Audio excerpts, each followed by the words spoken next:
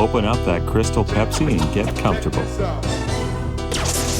This is Dope Nostalgia.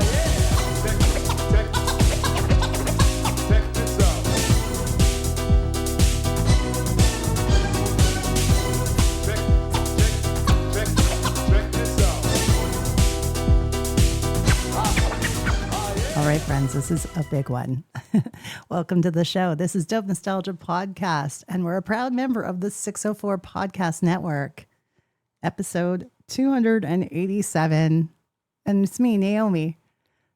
This is like 90s rock music royalty on the show today. If you were alive in that decade, you knew about the Beat Girl, you knew about No Rain, and that song's still big. It's a masterpiece, and Blind Melon was the band to do it. Their guitar player is with us today, and I can't believe he said yes. What an awesome dude. He's super cool. So Rogers Stevens will be on the show shortly. I'm going to give you some background on Blind Melon, and then we'll get right into it. Wikipedia moment. Please bear in mind that Wikipedia can be edited by anyone at any time. If I am reading you the artist's bio, then you know it's information straight from the source. In the early 1990s, while the rock world was dominated by heavy, brooding Seattle grunge, one band carved out a completely different space for themselves. Formed in Los Angeles in 1990, Blind Melon brought a sun-drenched, neo-psychedelic blend of classic rock, folk, and blues into the alternative era. The band came together when Indiana native Shannon Hoon moved to LA and crossed paths with guitarist Rogers Stevens and Christopher Thorne, bassist Brad Smith, and drummer Glenn Graham. Hoon's distinctively soulful voice and ties to Guns N' Roses, he notably sang backing vocals on Don't Cry, by the way. You can also check him out in the Don't Cry video, helped put the young band on the industry's radar. Their 1992 self-titled debut album started off slow, but everything exploded the following summer thanks to a single song called No Rain, driven by an iconic MTV video featuring a young girl dancing in a bee costume. No Rain became a massive global phenomenon, propelling the album to quadruple platinum status. Behind the breezy success of their hit single, however, was a band dealing with deep artistic ambitions and real personal turmoil. For their 1995 sophomore album, Soup, Blind Melon turned toward a darker, more complex sound. While initially polarizing to critics who expected another radio-friendly pop rock anthem, Soup has since gained a cult following for its raw honesty and intricate musicianship. Tragically, just 2 months after Soup's release, 28-year-old singer Shannon Hoon died of an accidental drug overdose on the band's tour bus in New Orleans. Devastated, the surviving members released the compilation album Nico, named after Hoon's infant daughter, before disbanding in 1999. Now, years later, in 2006, the remaining members reunited, eventually bringing on vocalist Travis Warren to keep the music alive and release new material. But it's those early, timeless 90s recordings marked by Shannon Hoon's poignant lyrics and the band's rich jams that secure Blind Melon's place as one of the most unique and enduring voices of alternative rock. From their Wikipedia, and it's an honor today to welcome Rogers Stevens to Dope Nostalgia. He has been so musically active, and he's a very creative mind, and I just love having him on the show. Welcome, Rogers.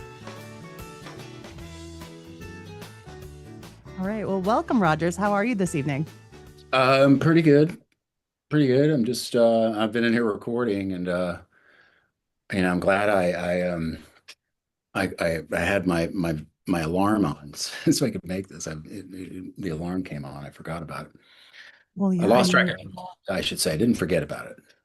No, when you're in a creative zone, it's very easy for time to pass quickly. Yeah, it does. Mm-hmm. Where are you located nowadays? I'm in Swarthmore, Pennsylvania, which is right outside of Philadelphia. Oh, great.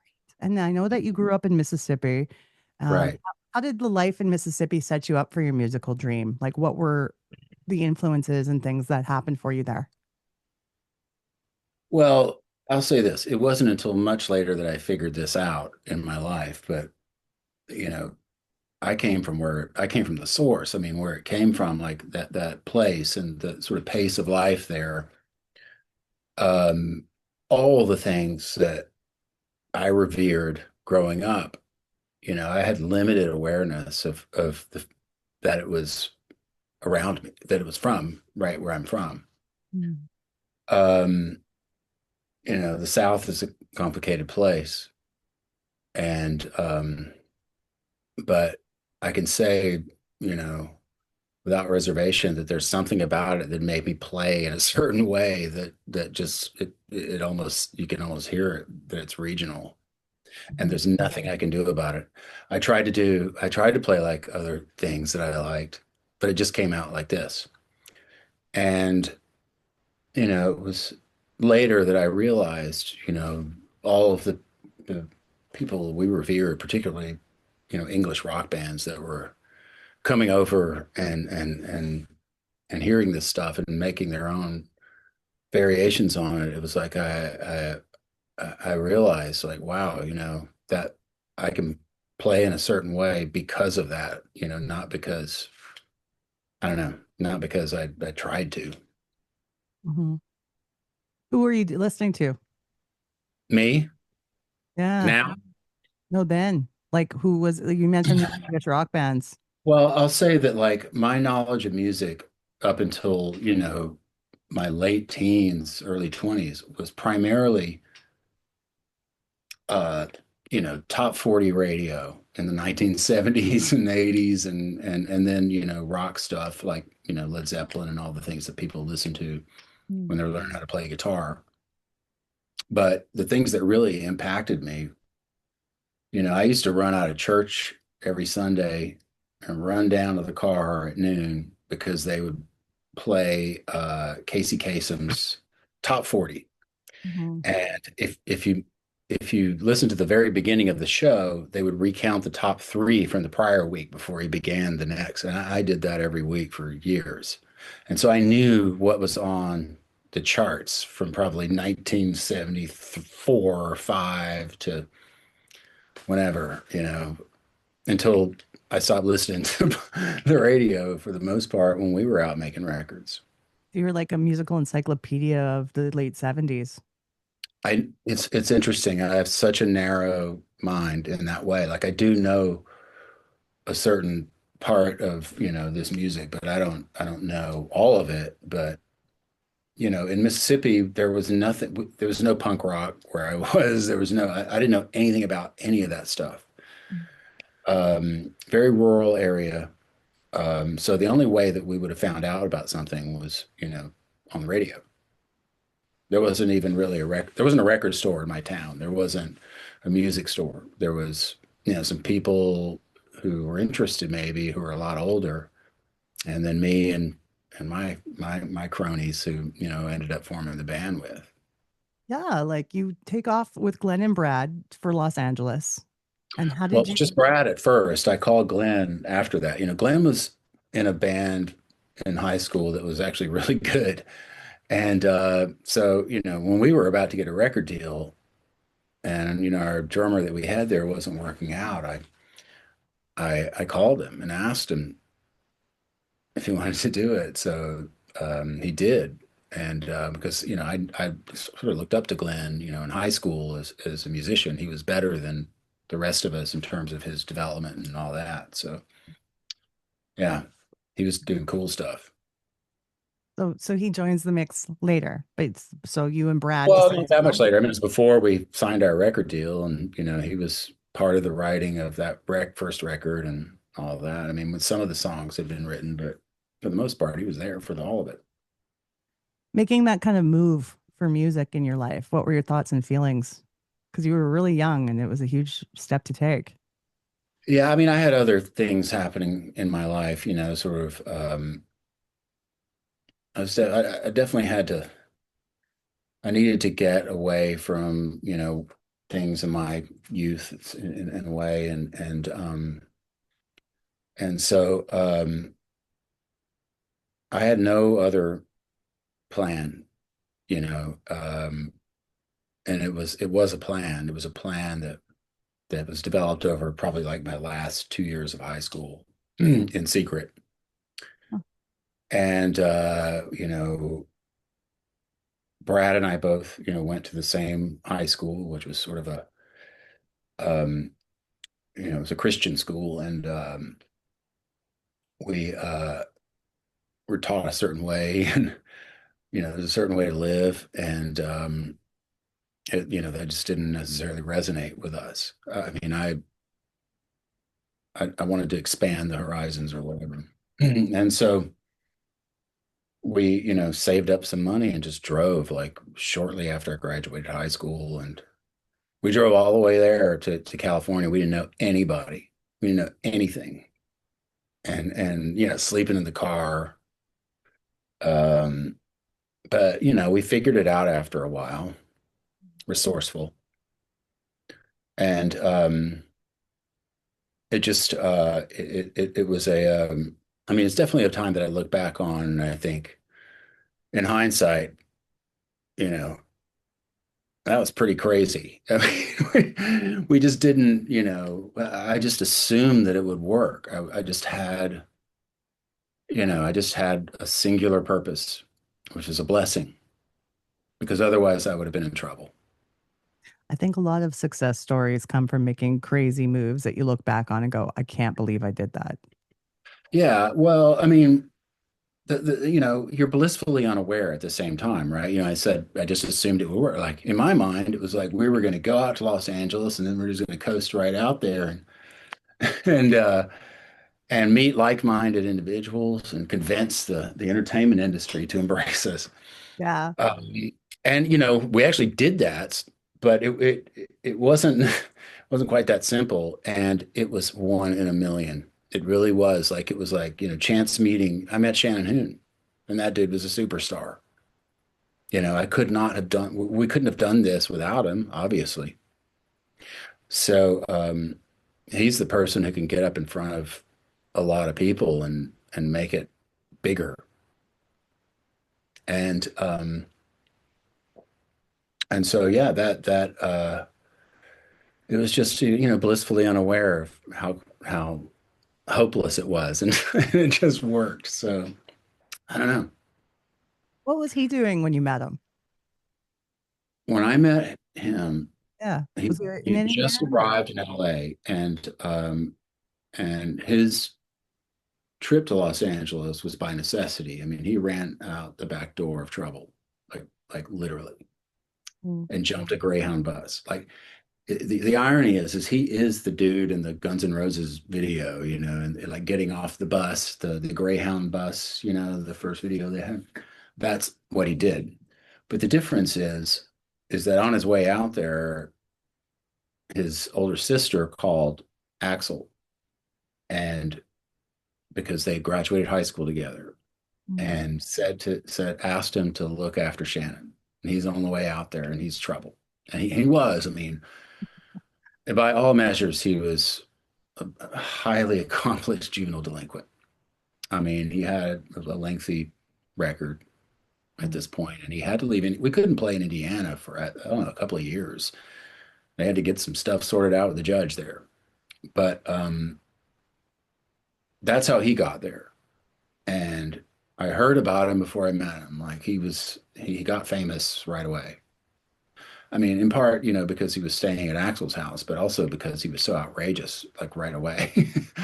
Mm. uh, you know, he was excited, full of it, and kind of brilliant and very like the second he opened his mouth and sang, everyone just dropped. They were like, "Wow!"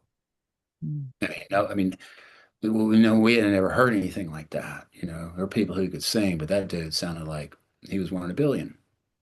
Yeah, the uniqueness of his voice. Hmm.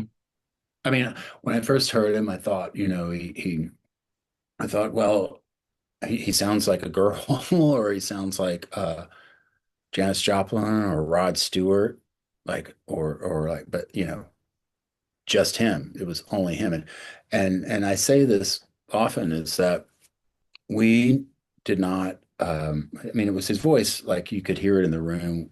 It never landed on tape like that. Like, just for whatever reason, recording it, we just never got in the right spot. But like, if you sat and listened to him with a guitar, just sing you a song, he's one of those dudes that could bring you to your knees. Mm.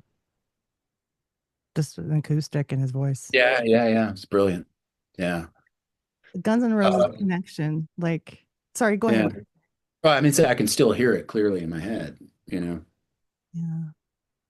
I was just going to ask because the Guns N' Roses connection was obviously going to be helpful, but was there anything frustrating about it in what you were trying to get Um, accomplished?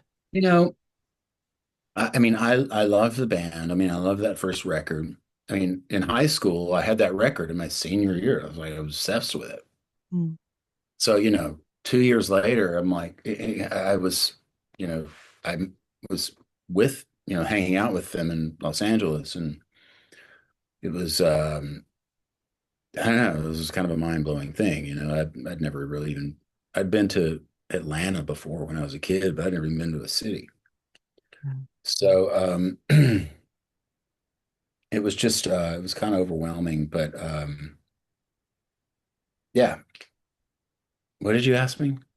Just if there was any part of that that was frustrating from trying to meet the goals that you had with Blind Melon, just because there was so much focus Yeah, on I being mean, art I'm management. told that those guys were really cool to us. Really. I mean, I can't complain about somebody who treated us well, gave us good advice, and really like we followed his advice on certain things, and that's why you know, we haven't been destitute. Mhm. We kept our songs because of him, you know, and because we had people were offering us money for our songwriting catalog at the time before we'd even had a hit, and so we just rolled the dice on ourselves, because it was like we were starving and it was a lot of money, and you get these offers and you think, well, we can get by for I can get by for a long time on that if I can curb the misbehavior. But it was he told us don't ever do that. It's all you have, and he was right. Smart. So in that way, I'm forever grateful to him and them and yeah, I guess we had to overcome things like, oh, that's how you got in a leg up, but I always knew it would have happened anyway. I mean, we were very different from them. We certainly weren't. Yeah. We didn't have a thing like them. I mean, they were genuine friends, and Axel really really cared about Shannon, and so I don't have a problem with it. All that kind of thing is just on the media, basically, you know? Yeah, I mean, I didn't understand a lot of the things that were happening to us in that way. Like and amongst that generation of groups, and we had a lot of friends and people that we knew in these other bands, and still know, Mm. and but there was this perception of like you were cool or not cool depending on who you listened to or associate, Mm. and that just blew my mind. I hadn't I mean that whole like sort of ethos that surrounds punk rock and things like that, or alternative rock, or things that we didn't know about. um I don't know, I never understood it. I ended up feeling, I guess I'm just an idiot, or like it's not for me. Like I know real musicians. I know people who can play and write and and yeah, that's what we care about. I don't care about fashion, The music was what mattered. clearly. But yeah, I mean, I like the Rolling Stones. I don't, need. I mean, they had this sort of effortless style to them, but they also were like they had deep skills, in terms of songwriting and playing. So was obsessed with things like that, and the rest of it was not pertinent to my, good times, I guess. I just didn't understand it. Well, yeah, with the video, No Rain and the Rolling Stone cover and all these other visual imagery things, like you had to still make sure the focus was on the music. Right. Well, I mean, the videos like, I, or just doing things like I'm all for like making something cool. If it's a video or a photograph or whatever, and there's an artist that you're working with who has a con, and you're like, yeah, man, let's try it. Like I'm into anything. Mm. Um, as long as it, doesn't hurt or, you know, make you go broke. But um, we made a couple of good videos and a bunch of really shitty ones. At the time, like the way these things would happen, right? You would get a reams of you would get a binder of proposals from directors. The record company, somebody would say, well, your manager would say, well, they want to make a video for this song, and then you would argue back and forth. No, let's do it for this or whatever. You agree on that, and then you would get these video treatments from all these directors, and if you look at the videos that were being made at the time, there's all this like nonsense sort of symbolism, and they're a lot of them are quite funny to watch, and people taking themselves very seriously. You know, and the reason why that happens is this. It's like you get people who are filmmakers and they're coming out of maybe film school or they've got a reel and it looks good. And, this is the way they were pitching it to them.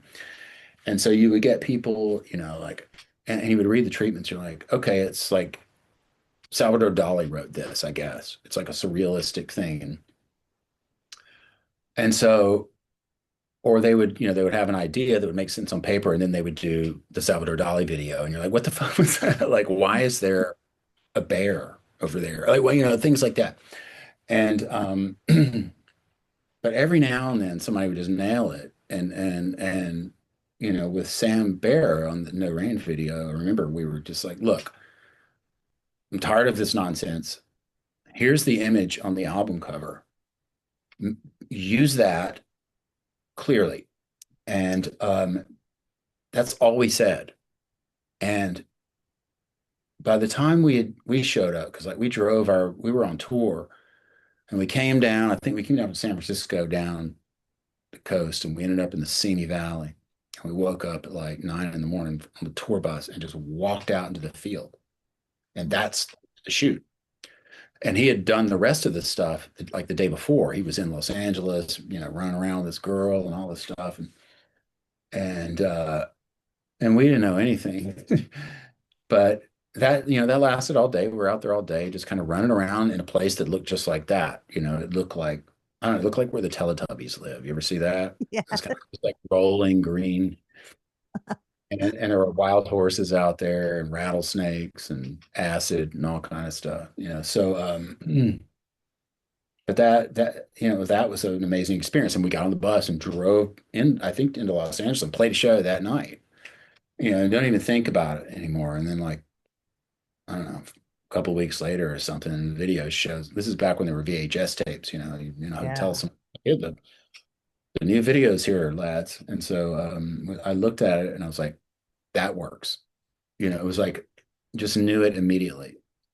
And it was one of those things where, I remember MTV had this sort of, marketing thing that they would do back then where they would put something into, you know, like like a heavy rotation play or whatever, and they Mm. call it the buzz band. And I was like, we got the B girl. That's definitely going to be called for that. And it was like the next day, they were kind of showing us some attention for a few months, but not the brainwash attention. And then they just like that's what they did, and Mm. it immediately changed everything. I mean, we had been selling out, sort of large clubs and having crazy shows and having fun for about a year, and we're completely worn out. I mean, like we're ready to go home, make another record. We thought, oh, we're not gonna have a big hit on this record, so let's go home and try to do another one if they'll let us. If not, we're destitute.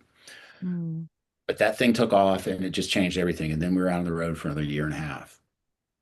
And that's how the band sort of, started to, lose the plot.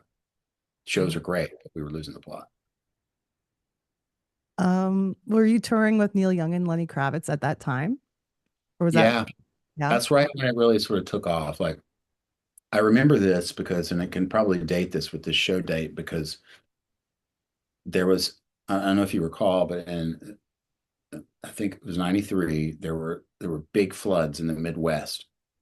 Mm. Uh, like all the Midwest was underwater, and we were out on the road at the time. We'd be driving down the interstate in Missouri or something, and it's the water's up and as far as you can see on either side of the road. Wow. And we ended up playing in St. Louis, and then we went up and did a show with like a benefit show for this flood thing because it was bad with John Mellencamp. And that was when I remember that moment, it really was taking off because we got down to St. Louis and played a show at this place called Mississippi Nights that we had played with before. Oh man, that's going crazy, huh? Sun is coming in here Getting funny. that sunlight, hey? Whoa, that makes it worse. Um, It's pretty good there. yeah, so we we played we'd played this club maybe a couple of years before that with Soundgarden. And and I remember looking that our hotel's right across the road, and I remember just looking down and seeing all these people wrapped around the block and thinking it was it was I didn't know that that was for us. That was the first time that I realized it was like now everything's oversold. We had to change the tour, but it happened like in one night. Wow. The second, I mean, that was the week that it started getting played like that. Just the reach of MTV at that time, it would just put it right in the face of the entire youth culture. It's a monoculture. There's nothing like that now, really. Oh, no. What an I mean, incredible there are a time. lot of things like that, but no one, has all of that. I Mm. don't know. This is before, it's really hard, I think, for people to Well, conceive of well, it's these days. before internet and social media, you know? Or phone, or phone. It's before the Library of Congress was already in your pocket. You know, you actually had to go to the library if you want to know something. Is there an album track that you wish would have been a single? Well, on our first album, we did make Change a single after No Rain, and we had always thought that that song was a bigger hit than No Rain, or it should have been.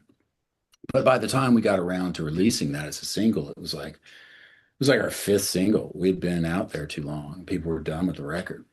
Mm. So we kind of like overstayed our welcome,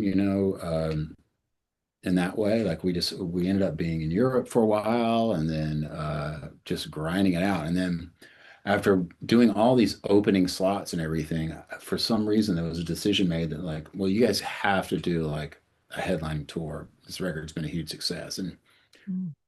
I just thought, well, in hindsight, it would have been better to hold off on, to recuperate, because we've been playing some of these towns, more than twice. You know, Oh, it took a long time to break the record, basically, and that caused issues, but it's better than it not happening at all, right? exactly. There was the time you spent in Seattle as well, working on music there, right? Were you working on Yeah. recording or writing or both? Well, we that's where we made the record. Mm. We were in Los Angeles and we'd gotten the record deal and we were kind of blowing through all the money, really. So we decided to leave and we packed everything, the five of us, and we had this guy who was working with us who ended up being our sound man, Lyle Eves, for our whole career, and with Shannon. And we packed everything up into U-Hauls and drove all the way to Mississippi and Oh, then to North Carolina. And we stayed in Mississippi for a little while and went to North Carolina, got a house there, and put aluminum foil inside the windows, and so it was dark in the daytime, and we stayed up all night. It was right off the campus of Duke University, like a block off of the campus, and we wrote probably three-quarters of the first record in there. in just maybe like 3 months or something, and then and a bunch of other stuff, Hmm. and a lot of other things happened, and we played we played some shows around that area, and then we went to Seattle and went right into the studio and just cut the record live. That's what we sounded like in that moment, basically. Wow.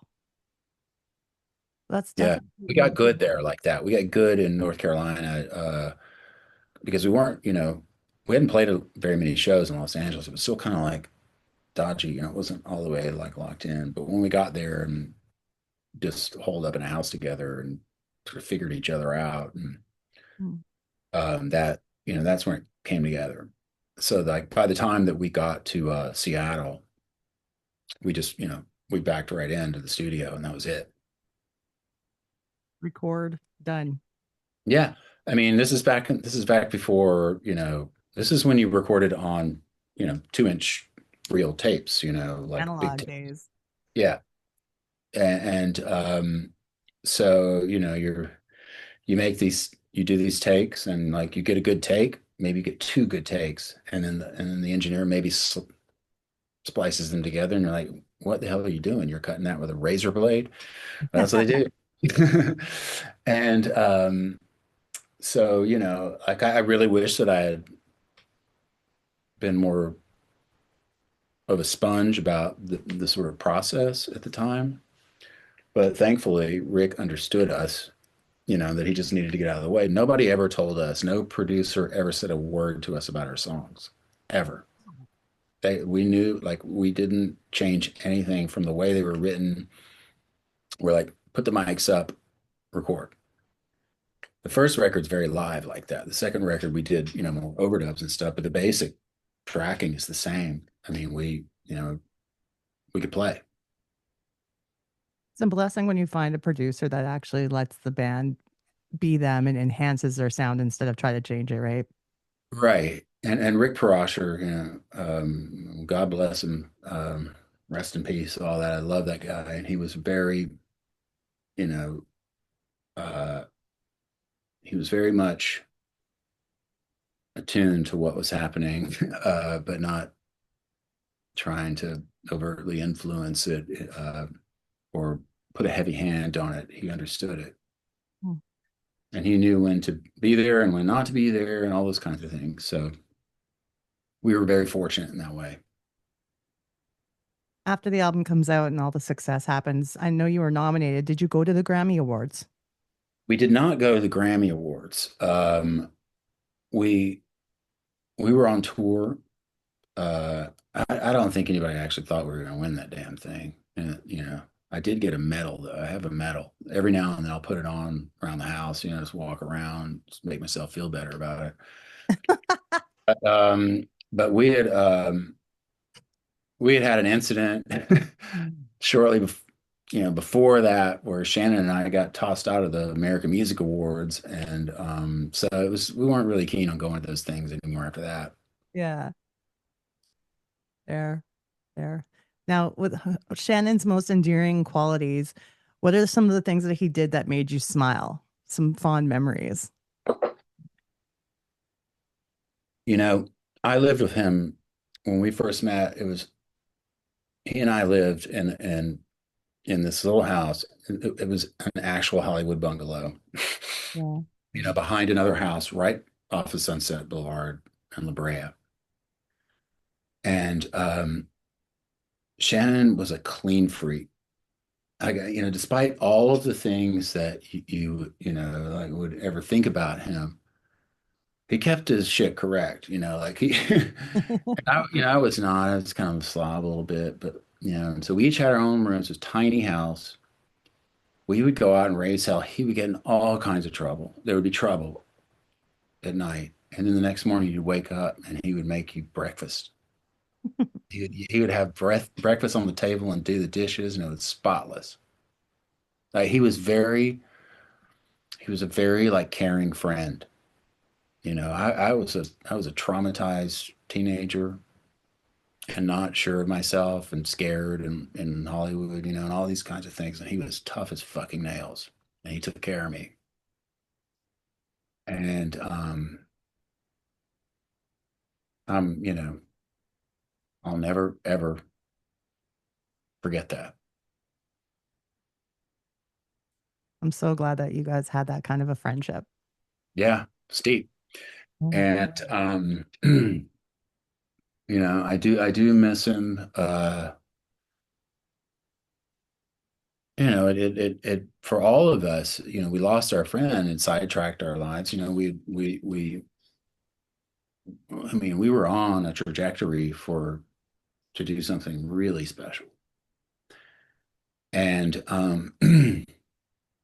I'll say that, we're about to release publicly what I think sort of the other half of the picture and the reason why people, we only made two records while Shannon was alive, but people still talk about them. And Hmm. that's so I think, what we're about to release is sort of the other part of that. When during the pandemic, our manager during that era, hadn't spoken to in years, contacted me and said that he, found tapes in his garage. And it was, we recorded, I don't know, we probably recorded 75% of our live shows. And we started recording them on multi-tracks and we started recording them well over time. And so, I got this box of tapes and we transferred them all to digitals. Some of them are fucked up, but I don't know. There's probably at least 50 shows on there that are kind of amazing. And we play a bunch of stuff on there that nobody ever heard us play, weird covers, weird, cool stuff. And going through them, some of them sound like a band in a bar with a shitty microphone, but some of them sound like freaking Frampton Comes Alive. And and that show we did in Vancouver that Shannon got in trouble in, we have an incredible recording of that show. And I listened to it, and the very last thing that you hear is as we're leaving the stage, and we're in this arena, that people are just going nuts. The very last thing you hear is Shannon kind of aside on the mic saying, "Oh man, the cops are all around the stage."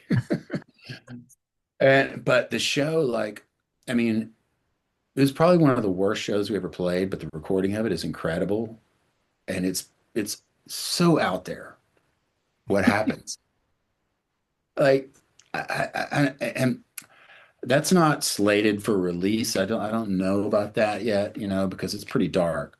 But there's shows that are like transcendent. And the thing is Shannon, when I say the other half of the story, it's like Shannon was a superstar. When you hear these tapes, it's like every every show is different. He does it differently every time. He says different things there's nothing about this that was planned. Very unlike what shows are like now. There's no auto tune. There's nothing. It's Everything just off the cuff. just Just five people yeah. through primitive technology. And that translates. So we're, there's this app you can get called nugs.net, or it's like a thing you get the app on your phone, but they do like, the Grateful Dead and Pearl Jam puts all their shows on there. And Really? Okay.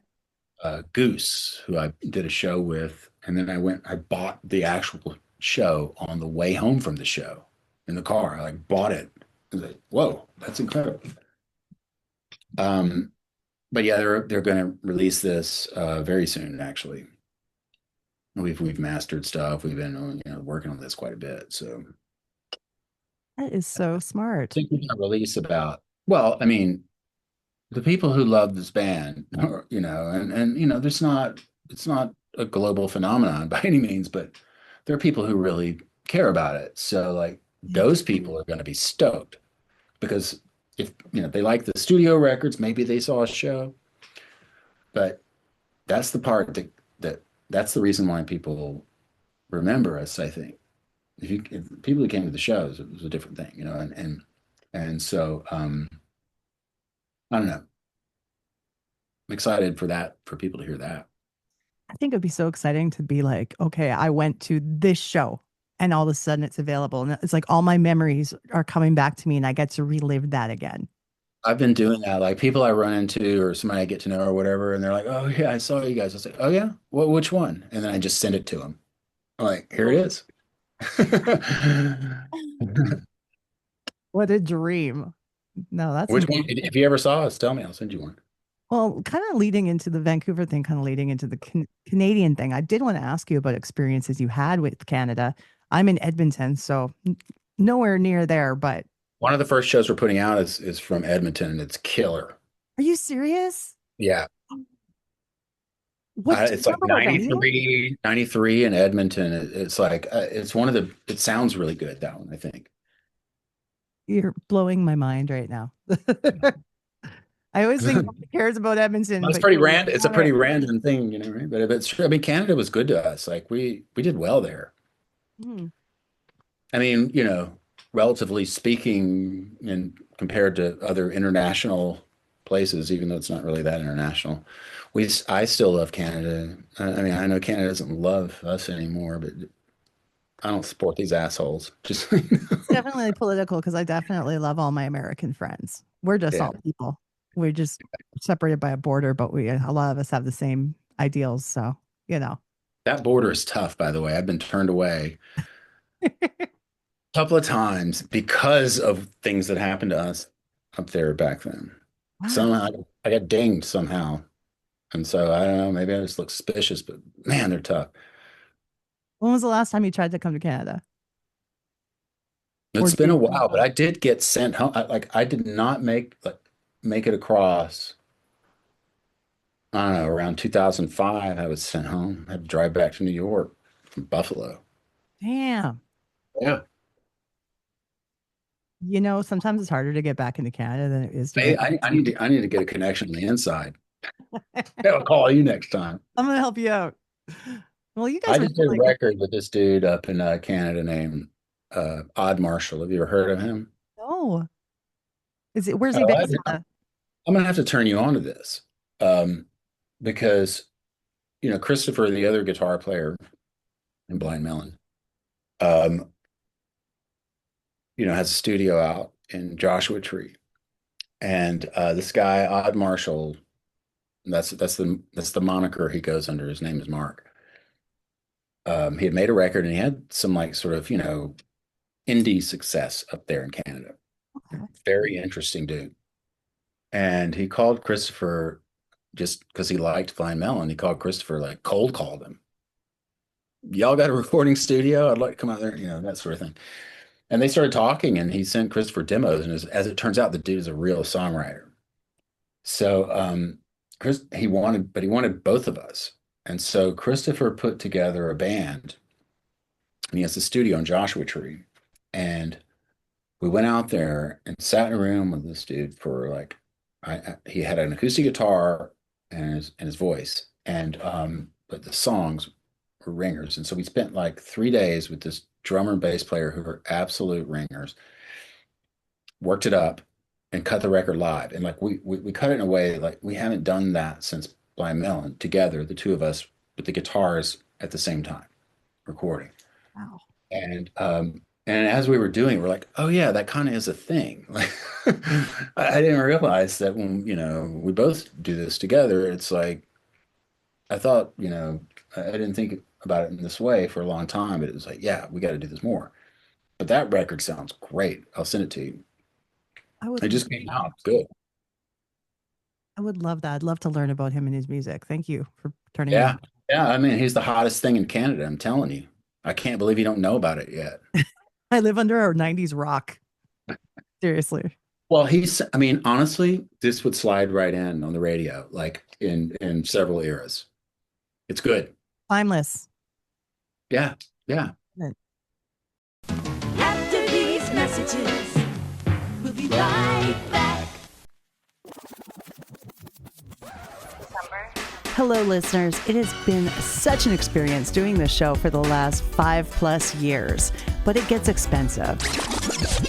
If you didn't know, there's a lot of costs that go into making a podcast. That's why we have our Patreon page, patreon.com/dope nostalgia. That's where you can go and subscribe, get all the extra details, bonus videos, and early podcast release for as little as $1 a month. Please subscribe today and help support one of your favorite podcasts. Hi, this is John Garabedian, the crazy Armenian, and you're listening to a Dope Nostalgia podcast. Woohoo! Want to understand the world we live in today? Just go back 30 years to the 1990s. Nearly every aspect of society underwent major changes in the 90s that are still being felt today. Some things weren't so great. Hairstyles, trash TV, and baggy pants. But you know what was great? The music, the movies, TV, and changes in technology that were nothing short of revolutionary. I'm Kathy Kinzora, and on each episode of my podcast, History of the 90s, I look back at important news events and pop culture trends from the decade. So you can not only understand what happened, but also learn how it impacts you today. Everything from the end of communism and apartheid to supermodels and Super Nintendo. If it happened in the 90s, you'll hear about it on History of the 90s. Hello there, I am Jonathan Simkin. I'm the president of 604 Records. I'm here to welcome you to my new podcast, I Hate Simkin. It's not really about hatred of Simkin, though. That's what my life's about, but that's not what the podcast is about. I think if you watch it, you're going to learn some pretty interesting things about what goes on behind the scenes in the music business, how it works, and by that I mean how it really works, how it works when you're behind the scenes. And not just things like how do you make a hit, but even all the petty kind of stuff. Who was fighting with who? Why were they fighting? Something about being with my wife and running into him. I just saw red, and we actually got into a fist fight. So you're going to hear all sorts of weirdo gossip spoken by a bunch of old in the music business like me. I'm going to have guests like Mike Kruger from Nickelback, Michael McCarty, Jody Ferniehow, and if you like what you hear, and I know you're going to, you should hit the subscribe button. It's going to be all sorts of crazy week after week.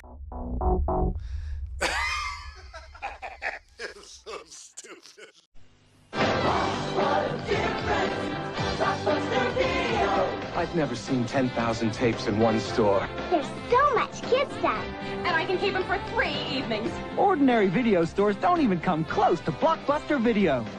We even have a 24-hour quick drop. Wow. Wow. What a difference. Blockbuster Video. The favorite family video store from over there is now over here. You became a lawyer. Yeah. For a Canadian company. I work for a Canadian company. Unreal. Okay, Yeah. so what kind of law is it? Well, I mean, I'm in-house counsel. I got one client. I work at a Hopper, which is like a travel company. Oh, no way. Yeah. I have booked a flight with Hopper. All right. Based out of Montreal. All right. So, and you've definitely had other musical projects. I know Town and Stevens is something that's currently happening. Yeah, well, I'm in here right now making my own record. Town is in Michigan. But you know, we'll probably resume that at some point. But I'm doing a record right now and here on my own, and I've been I don't know if are you familiar with Danny Clinch, the photographer? Like he shot a lot of the photos of us, but like, you know, most of the Springsteen stuff you see now. I mean, he shot everybody. He's one of the greats, all-time greats. But we have a band with him, Christopher and I, and it's some of the, you know, people from the Springsteen band, and all out in Asbury Park, New Jersey, which I'm close to. Mm. And there are great musicians out there. So I've been going out there and playing with him. But yeah, I'm looking for I need some more prospects. So maybe my phone will ring. What are you looking for? Basically. I mean, I'm an underutilized guitar player, but there's a lot of those. I can do a lot of things. I can sing a little bit, you know, play a little guitar, play a lot of things. Entertain. I will clean toilets. Is the Stone Pony still exist?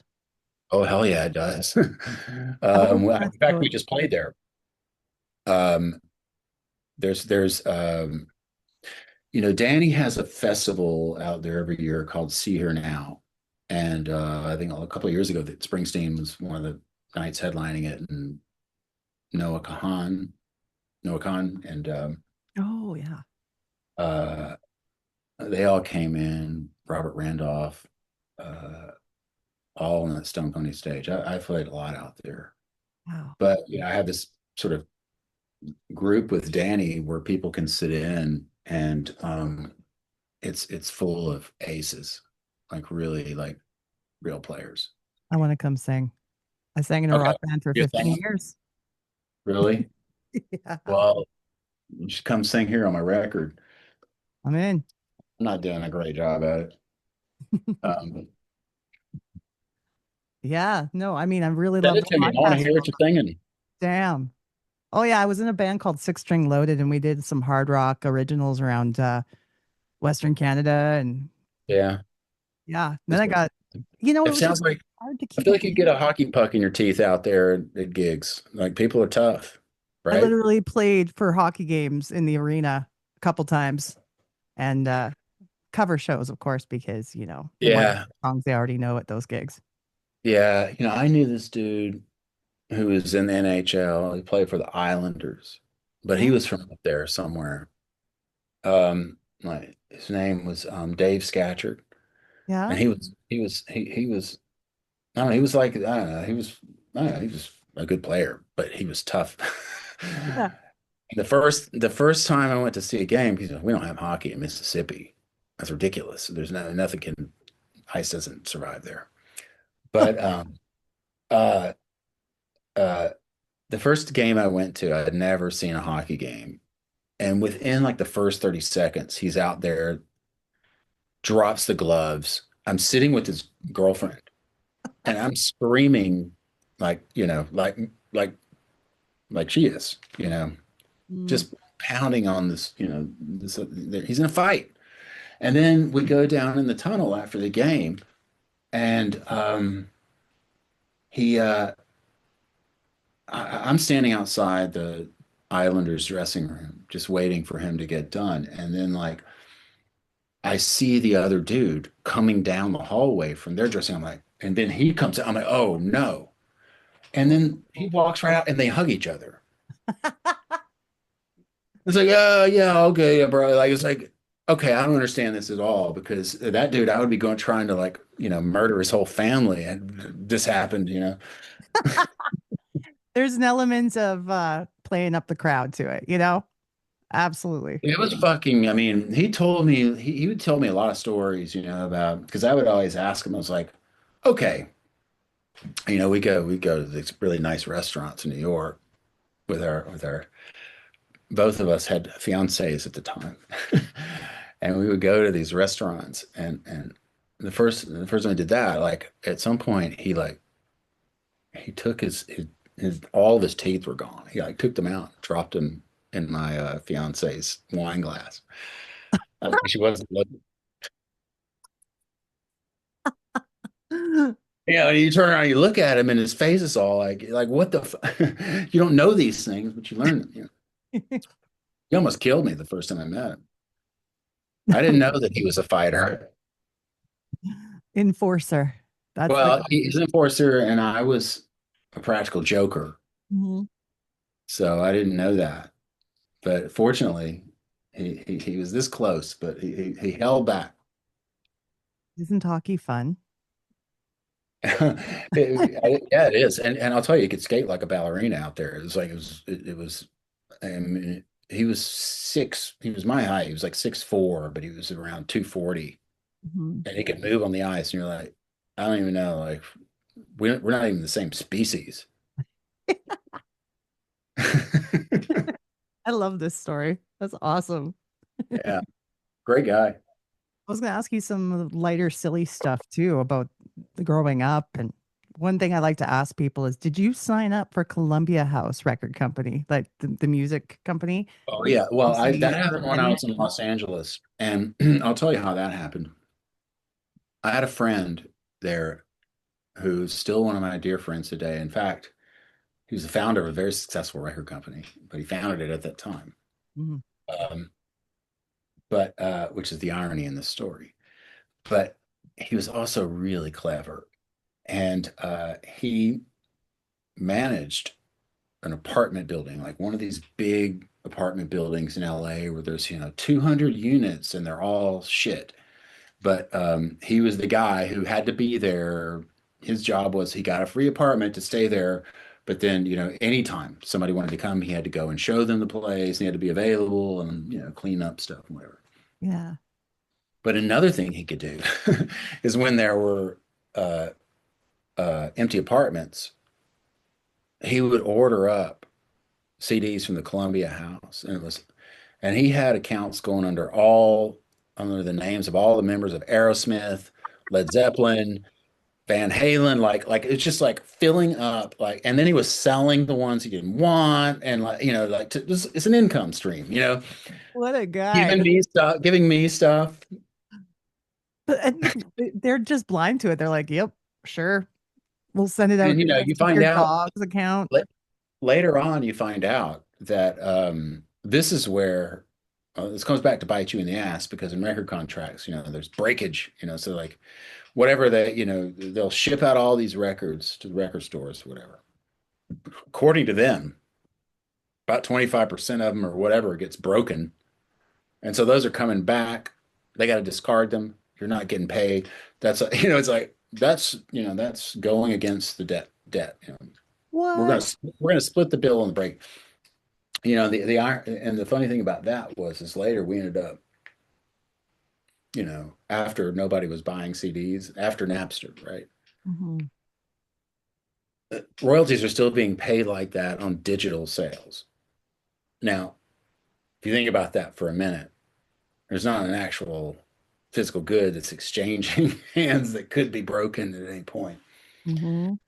Well, you have to get that remedied. Nobody's going to do that for you. You have to go and ask for it. Huh. But yeah, I think it was Hunter S. Thompson said that it's, that whole quote about the business full of sharks and those are the good people. Accurate.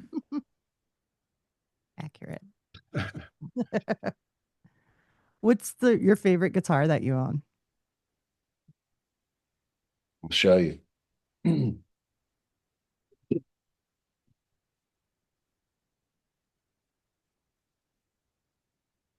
That one. Ah.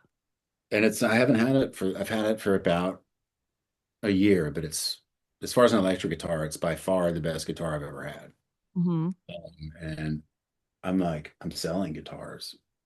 How many do you have right now?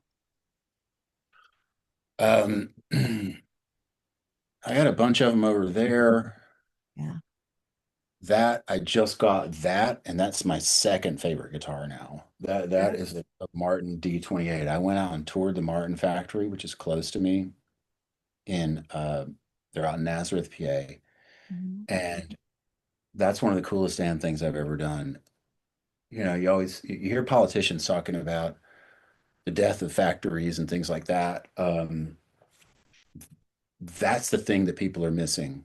That's a real, like, everybody there, it feels like they've worked there their whole lives and they never want to leave. Mm.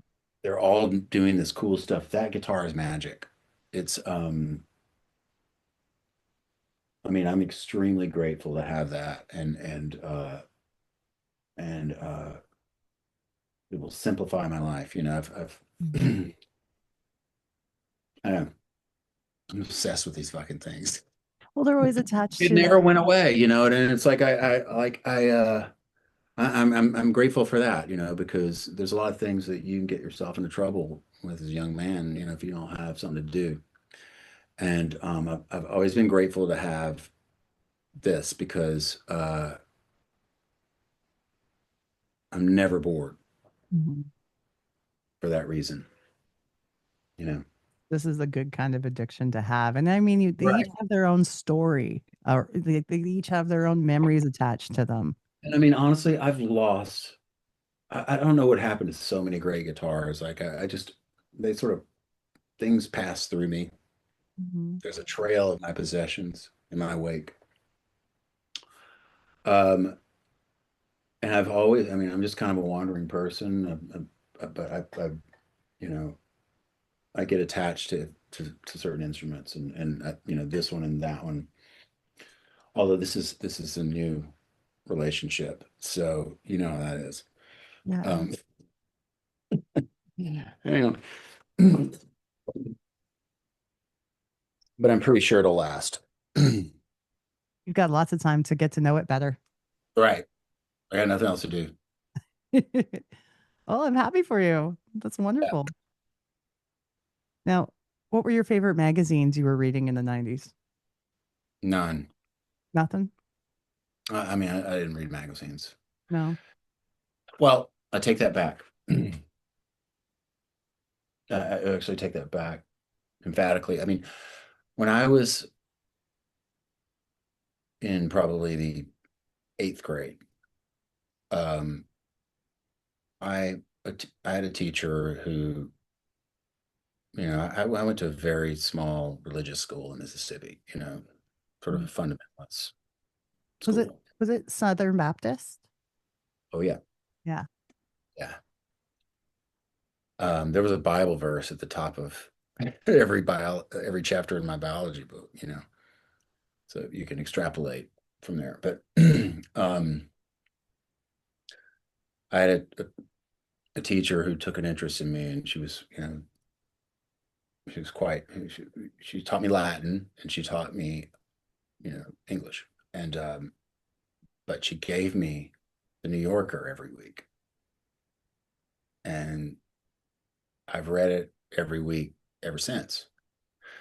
And you know, they have great writers in there. Mhm. There's always something, you know, you can, I mean, some issues better than others, some stories more impactful than others. But I learned about writing like that. And, you know, later it was, I don't know, proficiency with words in law school, in part because of this reason. I just read a lot of words. Yeah. When I, you know, back when you're a sponge. Right. Exactly. I was interested in what you were saying too with the growing up in the fundamentalist church. I grew up in a Christian church and Christian school myself.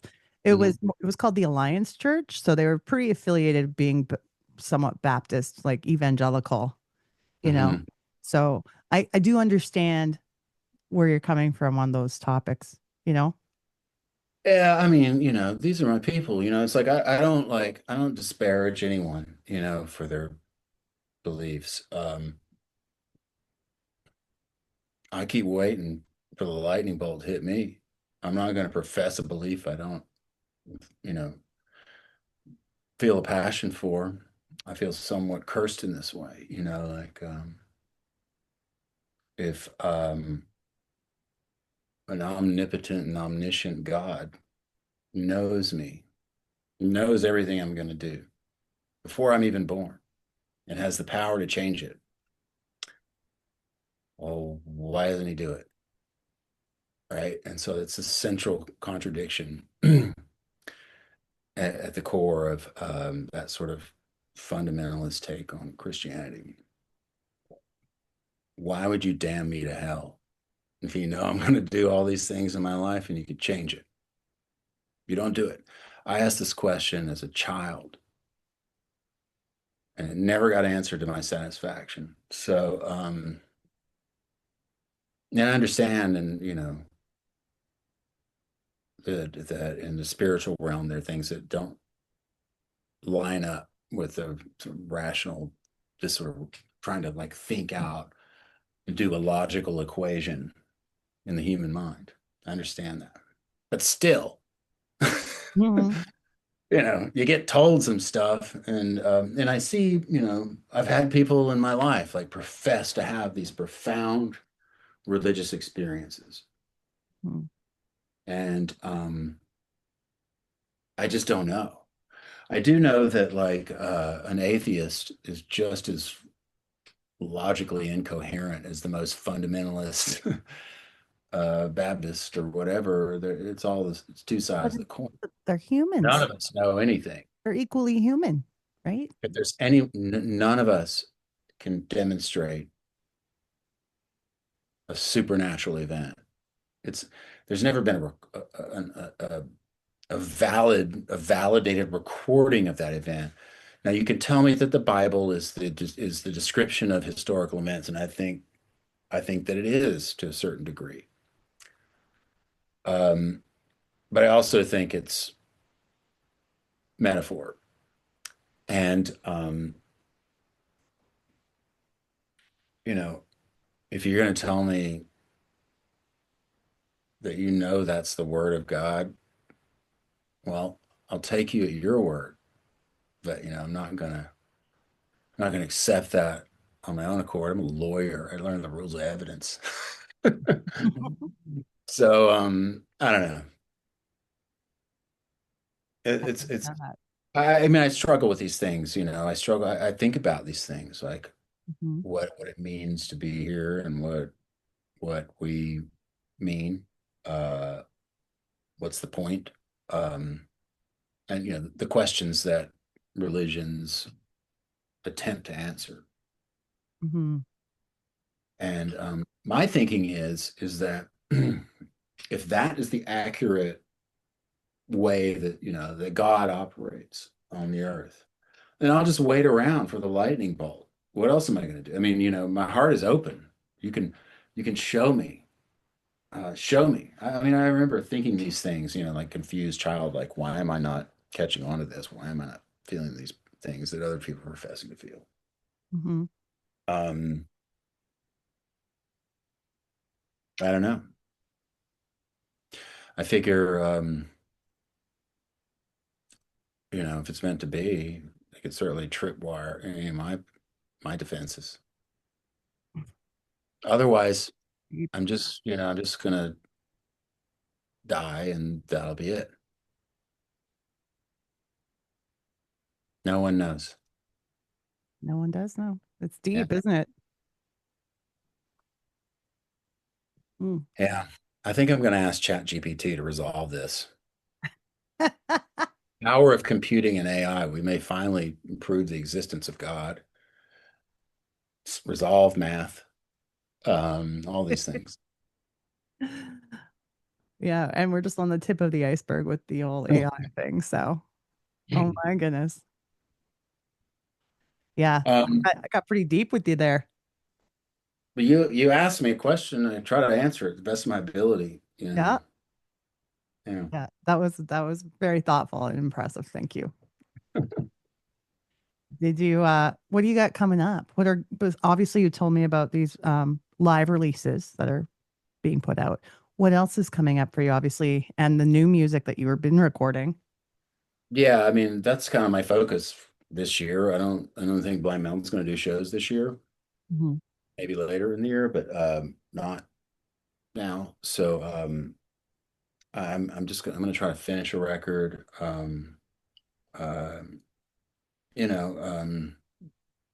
Maybe do some playing with some other people. I really want to perform. It's been kind of, I didn't get to make all the records that I should have made or play all the shows I should have played. So I'm sort of looking to do these things. Well, I'm excited to see what comes next. Yeah. Happy to share it with all of our listeners. Whatever it is, I will have stumbled into it, I can assure you. You can follow Dope Nostalgia on Instagram at dope_nostalgia and YouTube at Dope Nostalgia Podcast. Call and leave a message on our voicemail toll free. The number's 1-888-741-9192. This podcast is licensed by SOCAN because we believe that artists should be paid for their work. Hey friends. I kind of miss getting those messages on my answering machine like we used to back in the day.